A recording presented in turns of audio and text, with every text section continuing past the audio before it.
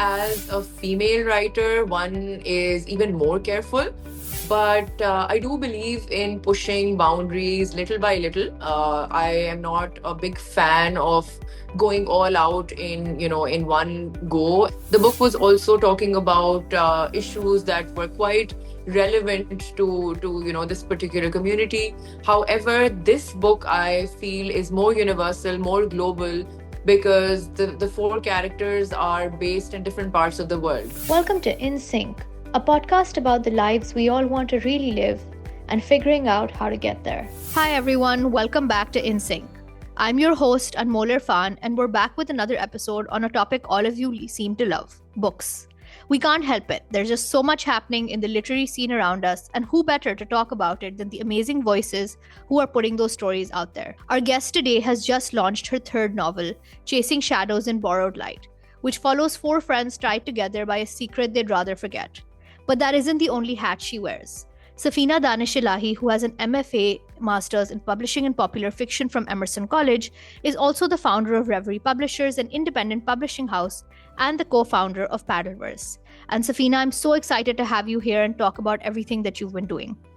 Thank you so much, Anmol, for having me at this podcast. And I'm looking forward to all the interesting questions you have in store for me. So just to start us off, I ask all my guests this, but I'm particularly excited to hear your answer because, you're doing so much. You're a mom, you're running Paddleverse, you play paddle, you're also a publisher, you're a writer yourself. What is it that really gets you out of bed in the morning amidst all this jumble? I'd like to say my morning coffee. I think that before I sleep at night, I dream about my coffee, and I think that really gets me up in the morning. But jokes apart, I think Alhamdulillah for everything. A little bit of everything I do, I think, gets me up in the morning. Just the chance to read, write, connect, play, my children, my home, my family, my work, Alhamdulillah, all of that drives me and just makes me look forward to the next day. I'm so glad to hear that, and definitely hard relate on the coffee. I fall asleep dreaming about my coffee cup. I think it's the best part of my morning. So I think creative people can definitely relate to that caffeine addiction. I'm not sure what the correlation is there, but I think all of our guests have. I mean, I'd like to drink 3-4 cups, but I limit it to just that one. So then I really look forward to that 1 cup of coffee. Because if I have it, anytime after, I can't sleep at night.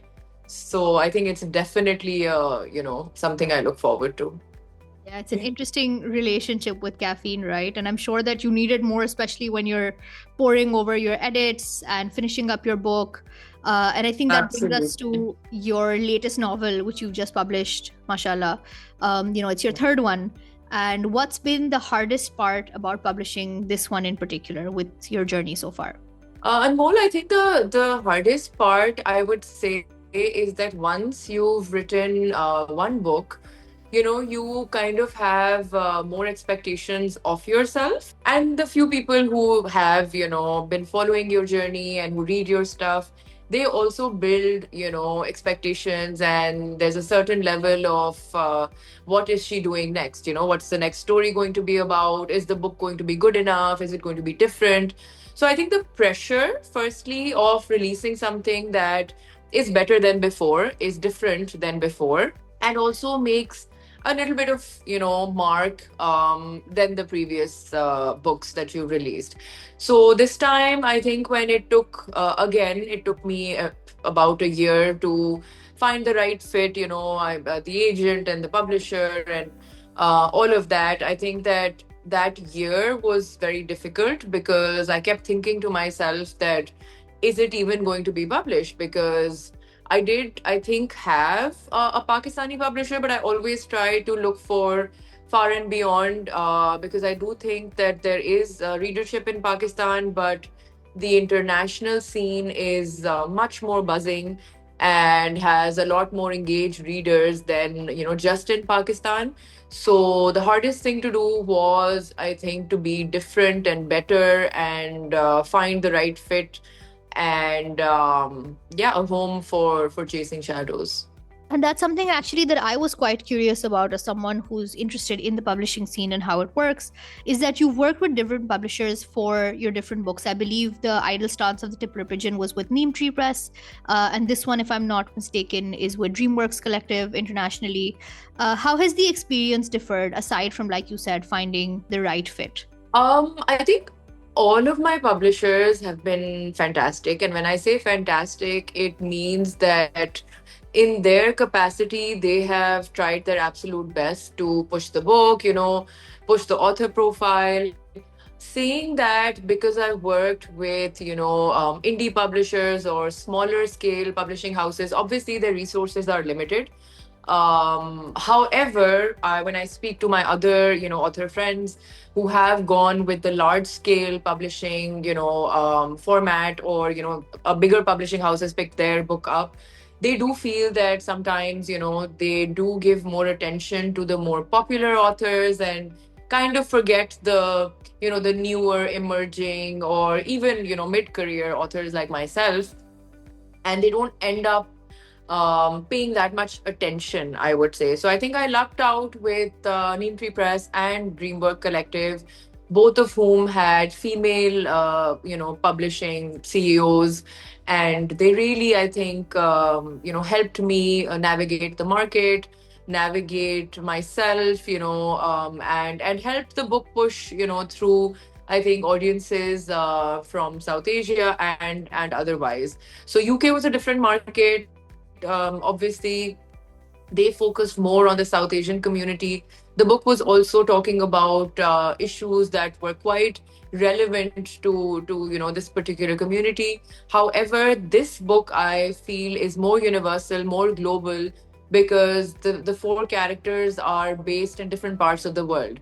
So while they are Pakistani, their experiences are universal. Their experience, their friendship and their connection and their loss and their love, all of that is something that doesn't limit to a South Asian audience. So anyone from the Middle East or a different audience would, I think, also appreciate this story much more than, they won't consider the characters as the other.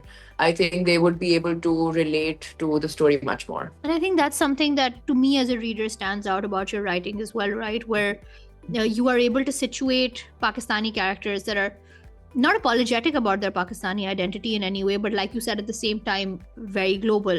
Do you think that the diaspora and global audiences in general are ready for Pakistani stories that break out of the same stories of either terrorism or mangoes and partition and, chambelis and all of that, that the tropes that we've seen so much that are so common in the narrative when Pakistan is talked about? How do you think the response has been to changing that in literature? For sure. I think the rhetoric has, probably a decade ago been, the same: terrorism and politics and, all of that.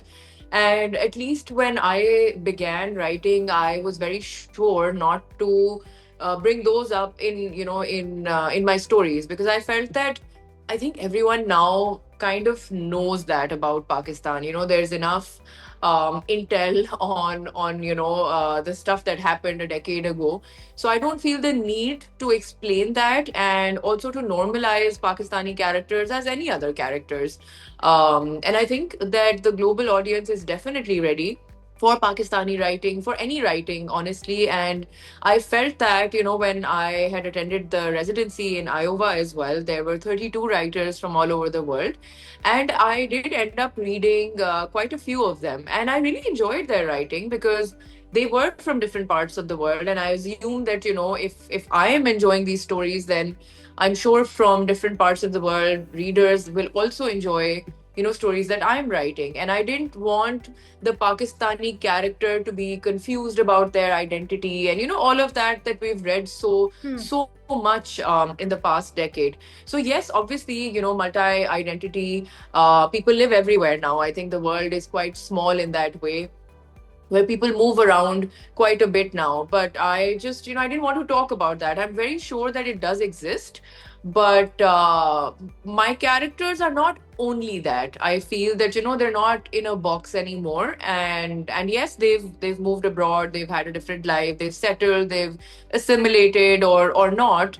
but the entire story does not revolve around that particular identity. You will see like specks of it, but I think the story is more relationship driven. That I feel that everyone has relationships and everyone struggles through those relationships and friendships. So I think it's easier to understand and to put yourself in the shoes of my characters. And I think that's so important, right, for a reader to be able to relate to characters. And we've been seeing this sort of universal feel from East Asian writers for a while, particularly with Korean fiction, which is, I think, why it's gotten so popular. And so it's really nice to see that from South Asia, and particularly, I think, for us from Pakistan as well.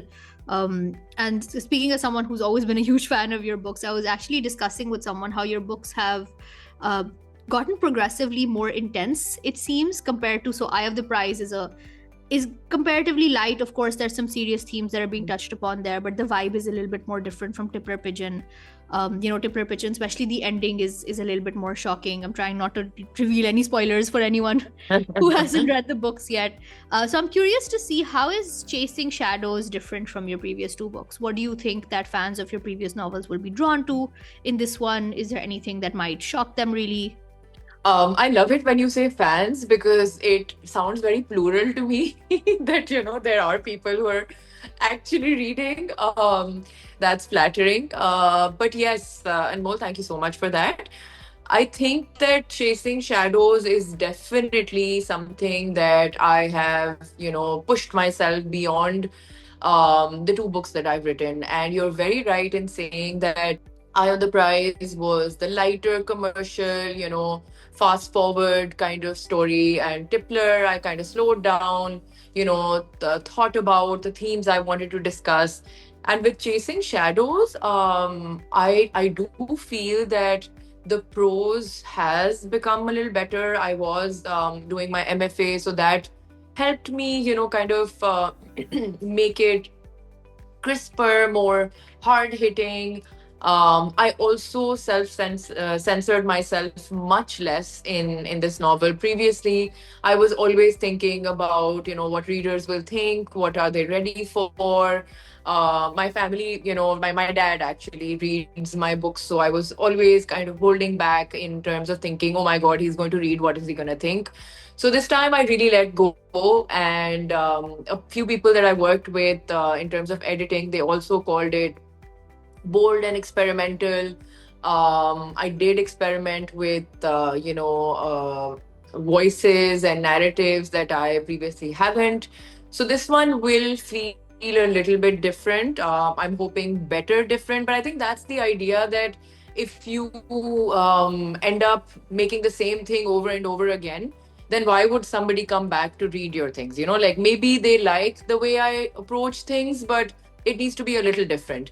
And I think that this one is, and maybe a little better. Well, I'm excited to hear that, and I think anyone who's familiar with your work would be as well. But you touch upon something that I think is very interesting, where you say you self-censored previously and you haven't as much right now. And I think that's feedback that I've gotten from not just fiction writers in Pakistan, but journalists, non-fiction, anyone, even content creators, anyone who's really putting something or some part of themselves out there. And I think that's one of the more difficult parts of perhaps having a voice in our society. But other than that, what do you think has been the hardest part of both writing and publishing in Pakistan? Because you wear both hats. For sure. I mean, I think that as a female writer, one is even more careful. But I do believe in pushing boundaries little by little. I am not a big fan of going all out in one go, and kind of pushing it to the extent that people are shocked. So I don't like to shock as much as slowly push my boundaries a little bit. And I think I've done that with my writing and publishing.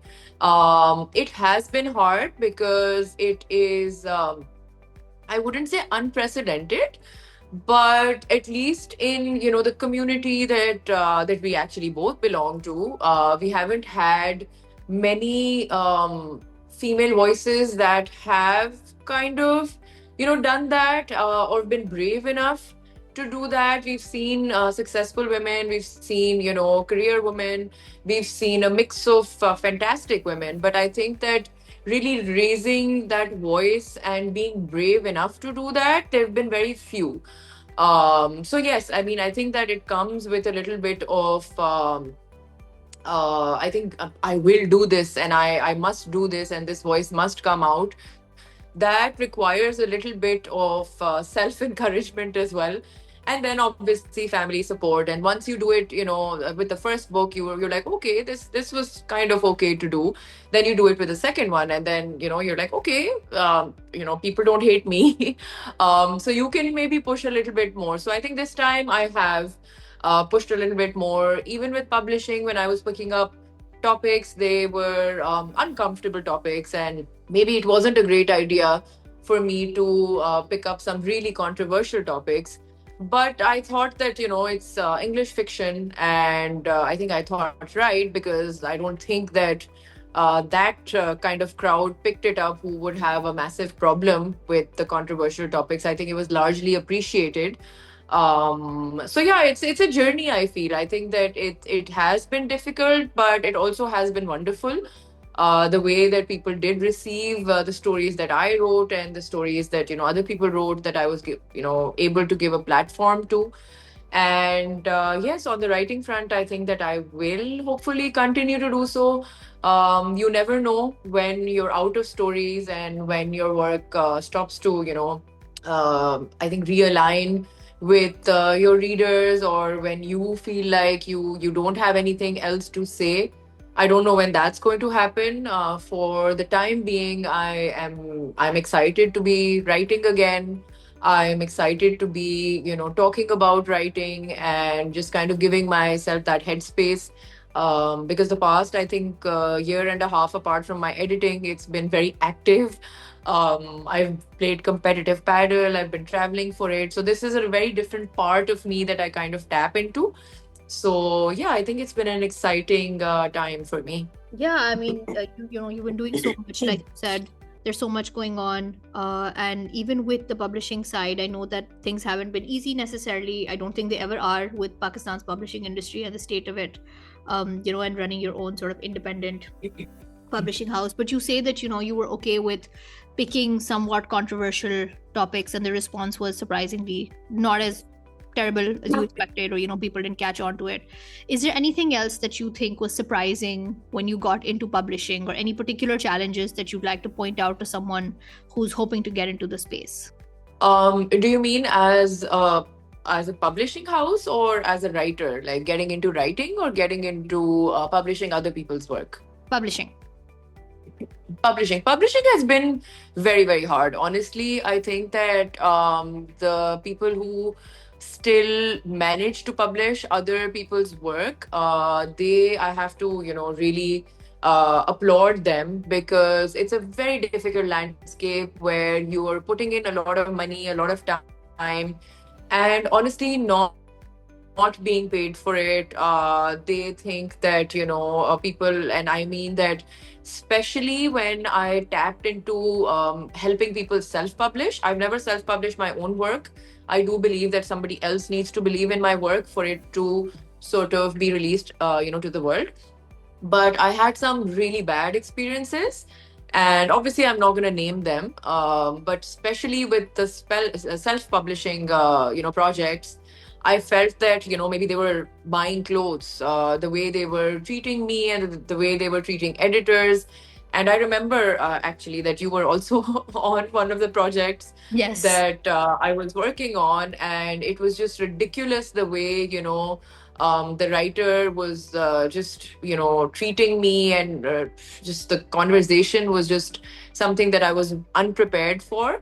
Um, so yeah, I think that I learned my lesson there as well. And I think traditional publishing, that I was able to kind of help writers, or not even help, like just promote them. I think that was a better experience for me, but it really did not sustain me in terms of in financial terms. So yeah, it's a hard hitting truth that publishing doesn't really make you anything. So yes, maybe like people will say that you're doing a great job, but at the end of the day, when you've spent hours and hours on bringing a book out and putting in your time and effort and money, you would want some kind of financial reward as well. And it's unfortunate that the combination doesn't work. The books don't sell enough. It's not something that you can sustain. So yes, I think that like whenever I do come back to publishing, I think that it would really need serious thinking in terms of how to make it sustainable.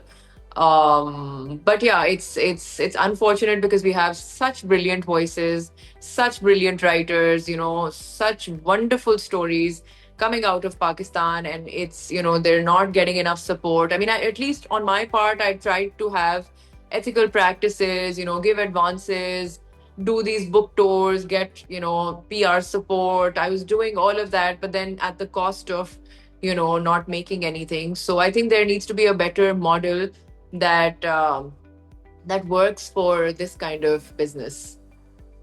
Yeah, I mean, it sounds tough. And like you said, then if there's no financial incentive, or you're not getting any financial benefit out of it, then it again limits it to a very small set of people who have both the time and the money to put some of themselves into this. And then that again limits the diversity of the voices that we're seeing within this industry. So it's just a cycle of like more and more and more limitations, right? Yes, for sure. So since you've been an editor with authors of all different kinds of genres, I know you've done memoirs, you've done fiction, and you're a writer as well. From both ends, what would you say is the cornerstone of a good editor-writer relationship?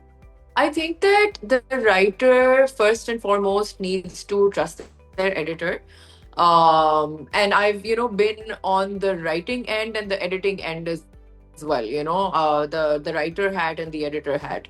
So I think that firstly, whenever I worked with my editors, I absolutely trust them that they know what they're doing. Saying that, I think the writer also has the right to kind of hold on to things that they absolutely do not want to take out of their work or want to change. Largely, I've always listened to my editors. If they have a suggestion, I trust them that they know a little bit more than me.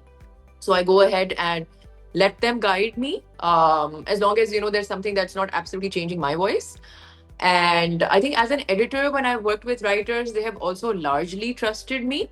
And it's been a good, I think, relationship between writers and editors, at least where I am concerned.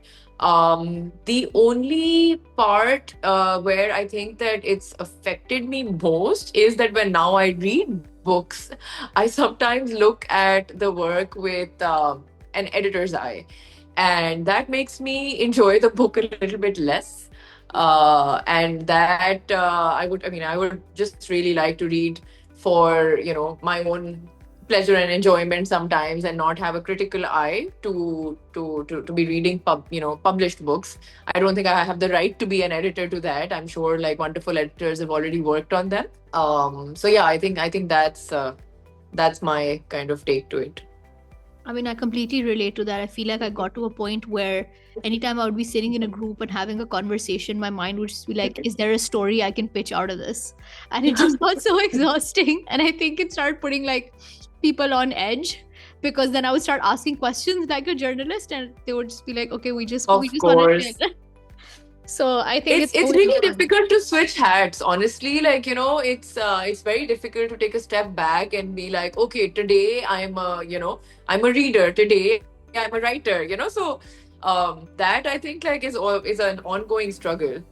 Oh, 100%. And I have had to actively, shut off certain conversations or certain questions, even with my friends now. They're like, oh, what do you think of this? And I'm like, you know what? I'm not in work mode right now. Like, work ended at 6 p.m. I just want to have fun. I don't want to overanalyze the situation. For sure. I completely agree.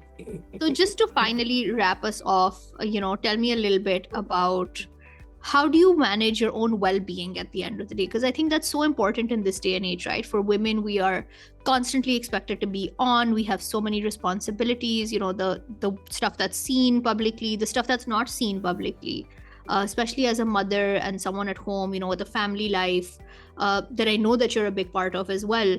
uh, how are you prioritizing, Safina? Anmol, that's a fantastic question. And I think that like I love talking about that because I am all of that, right? I feel that, for a really long time, our society thought that women should just be raising children, just be looking after the house. Because if they did step out of the house, that was a not so good woman, they were the Tez women of our family and our community and our society. And I think that balance was never we never thought that that balance was achievable, which is why a lot of our mothers who are, I think, very bright and could have pushed themselves a little bit more, they kept to the boundary of their houses because that's what they were told, that nahi, agar aurat bahar niklegi to wo to kharab aurat hoti hai. So I think that like a large part of who I am was to strike that balance. And that balance is not easy. And I'm sure you very well know that as well, because I'm sure actively you choose to strike that balance with your family, with your work, and expectations. Honestly, I think every relationship has expectations, and you're forever trying to meet those expectations, whether those expectations are from your kids. They may be expecting that mama is going to be home at this time. So I think that like I've also renegotiated those expectations with my children, with my husband, with my in-laws, with my parents, and I do try to show up. And I think that largely, alhamdulillah, they are happy with that balance. But when I did start working full time, I did think that my children were not completely I think prepared. I would like to use the word that they weren't completely prepared for that. But thankfully, we all play the same sport. So they do come to work, for me. And also, thankfully, I have, because I've taken my career in steps, I've only started working full time when my son is now almost 13 and my daughter is almost 17. So they're old enough to, kind of spend that time.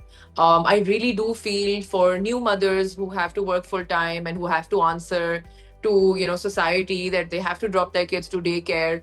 Alhamdulillah for the fact that I was always kind of remotely working or around the children in my 20s, where I was able to raise them physically as well. Not everybody has that luxury to start their career, later on as well.